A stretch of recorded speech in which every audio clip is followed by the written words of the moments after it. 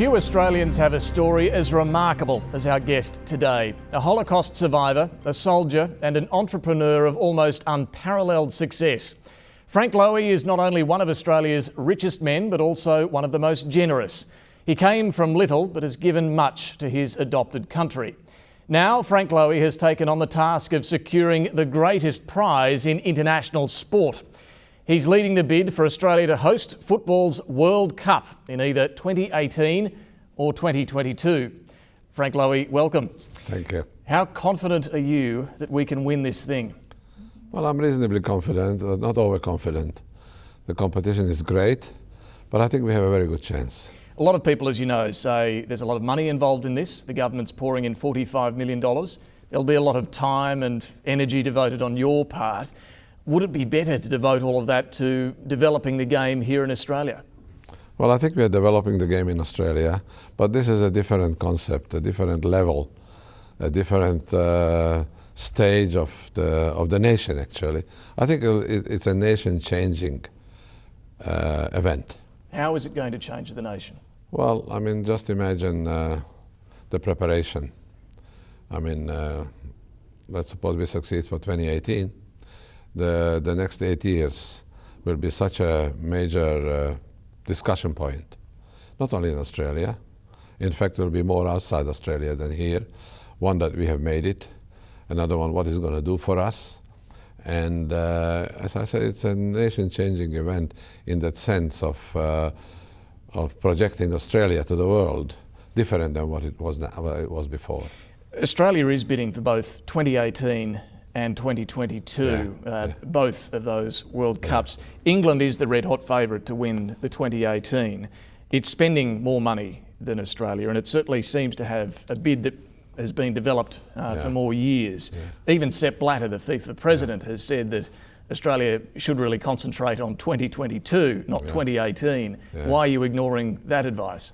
Well, I'm not quite ignoring it, but firstly, I would like to have it to 2018. That would be the really big prize for us at the time. Why is that? Well, for my own personal view, right. Let's put it that way. Okay, but you'd prefer 2018 to 2022? Well, I would prefer 2018, having regard to my age and everything else that goes with it. To Australia, really it wouldn't make much difference between 18 and 2022. I'm sorry, 2022. Yeah. So let's take that into that context.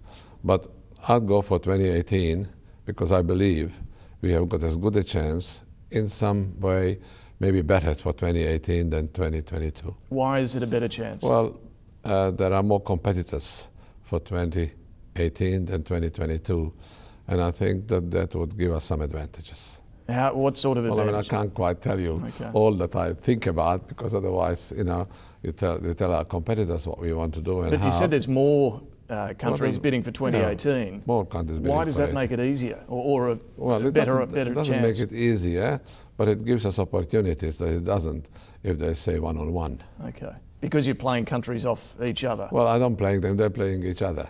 Okay. So being there, I think there may be some advantage. But I go for 2018, and in case we slip, of course, we've got another option. So if you go for 2022 and you slip, there's nowhere to go. You mentioned your age. You mentioned that Frank Lowy's preference is to get it in 2018. Given you are 78, what are your thoughts about something that is going to be some 9 years or 13 years away? Well, I'm not doing it for myself. I'm doing it for the sport, and I'm doing it for Australia. The sport and Australia will be here for a long, long time. And I'd like to do it. I'd like to achieve it for the country. And I think it'll do great for Australia. I mentioned England, but it is a strong field that are bidding for this. Japan, Indonesia, which is a very strong footballing country in terms of the popularity of the game.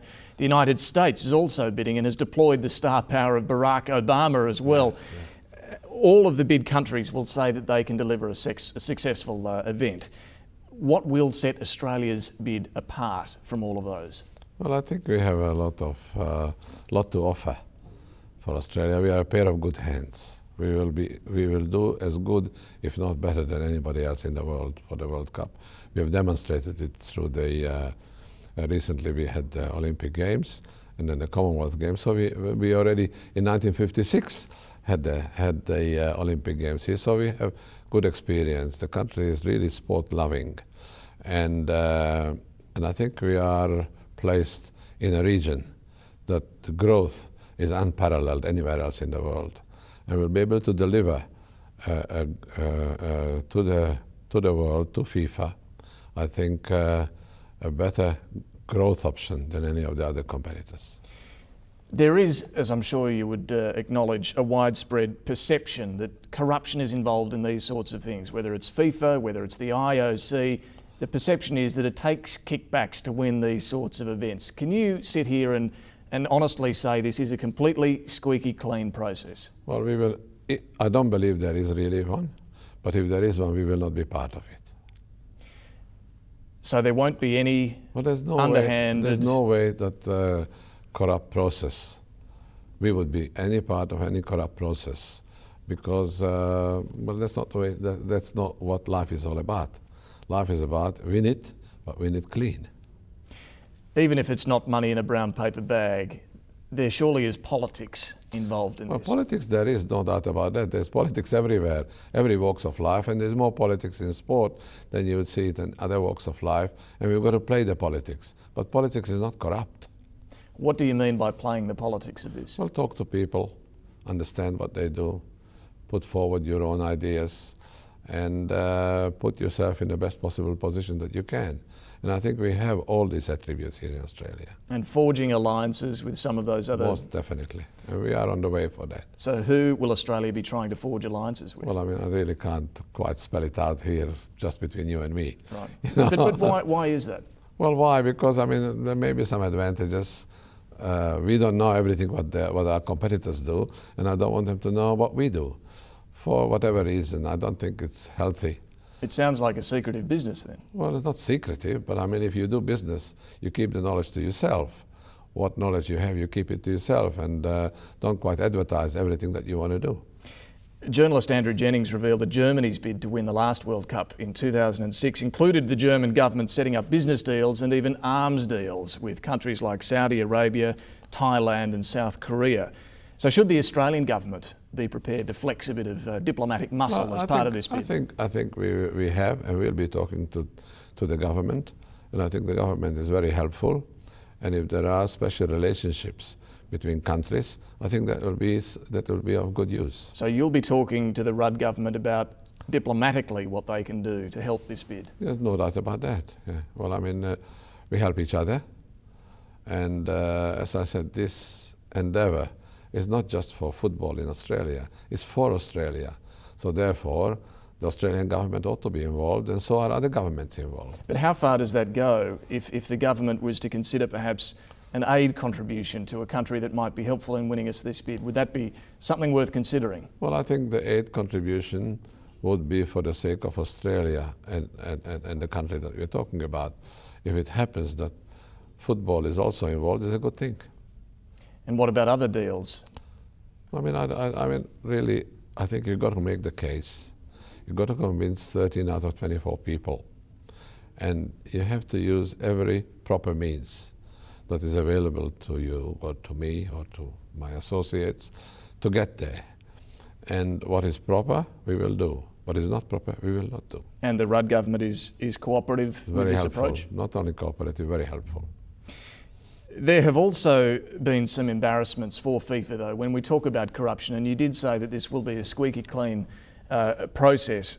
However, we have seen that in 2006, FIFA took little action against its vice president, Jack Warner, for selling World Cup tickets that were allocated to his country. Yeah. He pocketed up to $8 million in his family's accounts. Yeah. Was the failure to kick him out of FIFA appropriate, in your view? Well, I mean, in my view is I don't know enough about it.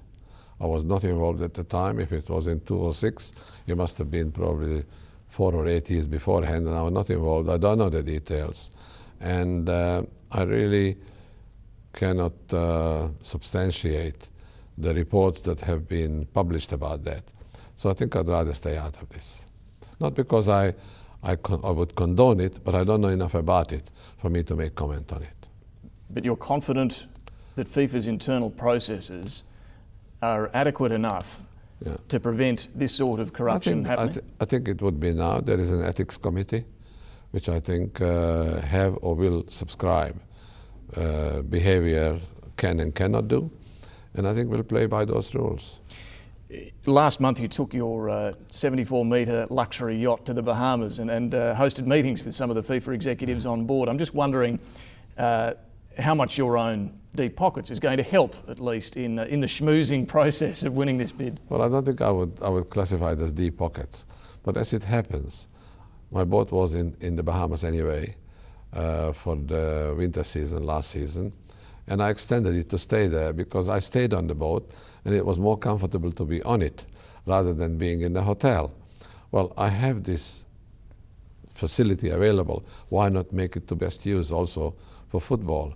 But I'll do the same if there would be a business associate around and I have the boat around, I'd also do that. I mean, this is part of my lifestyle, and I use it to the best advantage in a proper sense. And it's, of course, if you want to invite somebody and you give a nice dinner at my own expense, then people like that. I mean, people like to be liked and people like to be hosted. And I like to do that myself. So I see nothing wrong with it. On the contrary, I think it's the right thing to do. Are you finding the world of FIFA and the world of trying to win this bid similar to the business world that you come from? Well, it's not really similar, but it is. You have to use all your experience, capacity, knowledge, charm, and discretion to be able to do that properly. And you have to get on with people. You know, I mean, really, the secret is to get on with people and to impress them how good Australia is and how good Australia will be, and what it will do to the game and what it will do to in the region. You know, so I think, I mean, I do that, you know, day in and day out sort of thing. Many people say that you are the only one capable of winning this bid for Australia, given your extraordinary achievements in life. I want to look at some of those achievements and your extraordinary life story right after this break.